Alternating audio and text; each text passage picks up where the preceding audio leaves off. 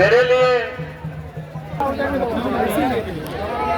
मैं माननीय राजनाथ जी को सीधा जो है देता हूं, क्योंकि नॉमिनेशन का भी समय है।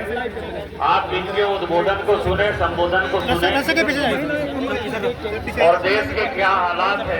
सांसद श्री निशिकांत जी दुबे, यहाँ के जिलाध्यक्ष और सारे पदाधिकारीगण और मौजूद मेरे सभी सम्मानित बंधुओं एवं भाइयों, यहाँ पर पहली बार क्या मैंने लंबे समय के बाद किसी सार्वजनिक सभा को संबोधित करने के लिए आप लोगों के सामने खड़ा हुआ हूं। आप लोगों ने तालियां बजाकर स्वागत किया है। मैं भी इस बाबा बैजनाथ की धरती पर शीश उठाकर आप सभी लोगों का भी मैं हार्दिक अभिनंदन करता हूं, आप सभी का स्वागत करता हूं। आज यदि मैं आया हूं तो निशिकांत जी दुबे के लिए आया हूं। बहनों भाइयों, मैं कहना चाहता हूं, निशिकांत दुबे जैसा सांसद आपको मिला है, इसके लिए आप सभी बहुत ही सौभाग्यशाली हैं। आपने बराबर अपने टीवी चैनल पर देखा होगा, निशिकांत जी भारत की संसद में केवल देवघर की समस्याओं को आवाज देने का काम नहीं करते हैं, बल्कि सारे हिंदुस्तान की जो बड़ी बड़ी समस्याएं हैं उनको प्रभावी तरीके से भारत की संसद में आवाज देने का कोई काम करता है तो निशिकांत जी दुबे। मोदी जी के नेतृत्व में सरकार पिछले 10 वर्षों से काम कर रही है। कोई कह सकता है बहुत सारे काम हो गए, कुछ छूट गए, इस सच्चाई को नकारा नहीं जा सकता, लेकिन इस सच्चाई को कोई नकार नहीं सकता है कि अंतर्राष्ट्रीय जगत में मोदी जी के प्रधानमंत्री बनने के बाद भारत का कद ऊंचा हुआ है। मेरे बहनों भाइयों,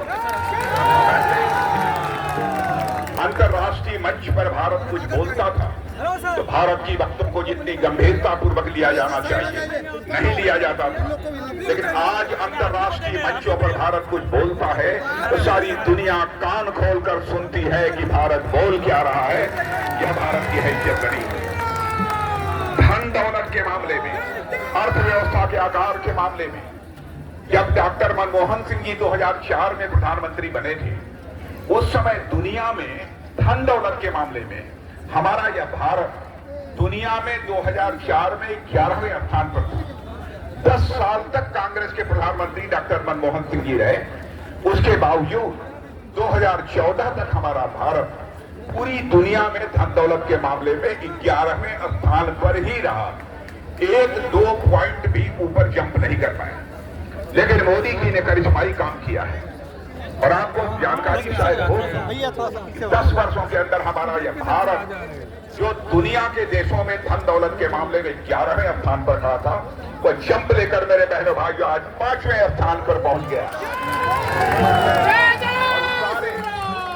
दुनिया के बड़े बड़े अर्थशास्त्री और फाइनेंशियल फर्म इस बात का दावा कर रहे हैं कि सर्वाधिक तेजी से आगे बढ़ने वाली अर्थव्यवस्था यदि किसी देश की है तो भारत है।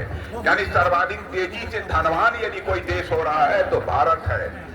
और उनका कहना है कि भारत जिस तेजी से आगे बढ़ रहा है वह दिन दूर नहीं है, 2.5-3 साल के बाद ही यानी 2027 आते आते हमारा भारत दुनिया के देशों में धन दौलत के मामले में तीसरे स्थान पर आकर खड़ा हो जाएगा। अमेरिका और चीन के बाद तीसरा देश इस दुनिया में कोई होगा तो हमारा भारत होगा। बहनों भाइयों, यह हम लोगों के लिए बड़ी गर्व की बात है। एक घटना की जानकारी आपको देना चाहता हूं। आप लोगों को मालूम होगा, रूस और यूक्रेन के बीच 2 वर्षों से लगातार युद्ध चल रहा है। बराबर उधर से भी मिसाइल, बम, गोले, तोप सब चलाए जा रहे हैं, रूस की तरफ से भी, यूक्रेन की तरफ से। लेकिन जब यह लड़ाई शुरू हुई थी दोनों देशों के बीच, तो हमारे बहुत सारे भारत के बच्चे, कोई वहां मेडिकल की पढ़ाई कर रहा था, कोई इंजीनियरिंग की पढ़ाई कर रहा था, कोई मैनेजमेंट का कोर्स कर रहा था। उनके माता पिता जो यहाँ भारत में रहते थे, उनको इस बात की चिंता हुई क्या होगा हमारे बच्चों का। कोई बम मिसाइल आकर गिर गई तब तो हमारे बच्चों की जिंदगी चली जाएगी। तब वह रोते आंखों में आंसू लेकर वो लोग हमारे प्रधानमंत्री से मिले और उन्होंने कहा, मोदी जी चाहे जैसे भी हो, हमारे बच्चों को आप यूक्रेन से बाहर निकालिए। बहनों भाइयों, आपको आश्चर्य होगा, प्रधानमंत्री ने वहां के रूस के राष्ट्रपति मिस्टर पुतिन से बात की और यूक्रेन के राष्ट्रपति मिस्टर जेलेंस्की से बात की।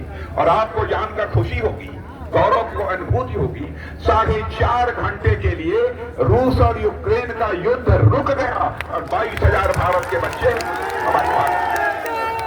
यह है भारत।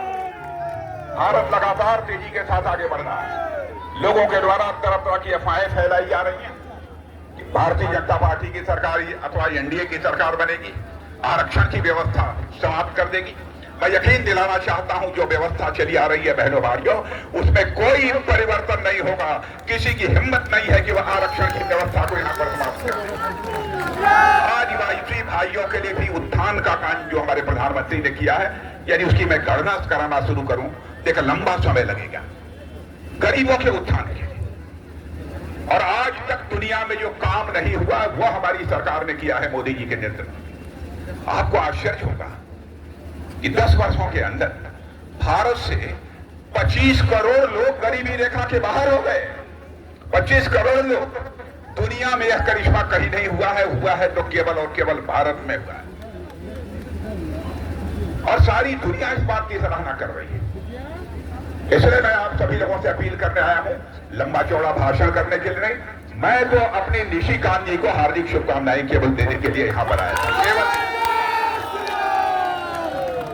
और बहनों भाइयों, चाहे प्रधानमंत्री जी चाहे प्रधानमंत्री जी, चाहे हम लोग, चाहे कोई भी, जब कभी कोई मुद्दा, गंभीर मुद्दा संसद में यदि पेश होता है, यदि तलाश किसी सांसद की जाती है तो आपका सांसद है निशिकांत दुबे जी की तलाश की जाती है, जो प्रभावी तरीके से अपनी बातों को संसद के सामने रख सके। इसलिए मैं आप लोगों से अपील करने आया हूं, आप बिल्कुल भरपूर सहयोग, जितना आज तक नहीं किया है, रिकॉर्ड टूटना चाहिए बहनों भाइयों। और मैं आज इस बाबा की धरती पर यह भी कहकर जा रहा हूं, मैं बाबा की धरती पर यह कह के जा रहा हूं, यदि निशिकांत जी जीत गए और आपने सारे रिकॉर्ड अब तक के देवघर के तोड़ दिए, तो यकीन रखिएगा कि मैं निशिकांत जी से कहूंगा 2, 4, 6, 8, 10 महीने के बाद एक बार मुझे फिर से इस बाबा की धरती पर लेकर आइएगा।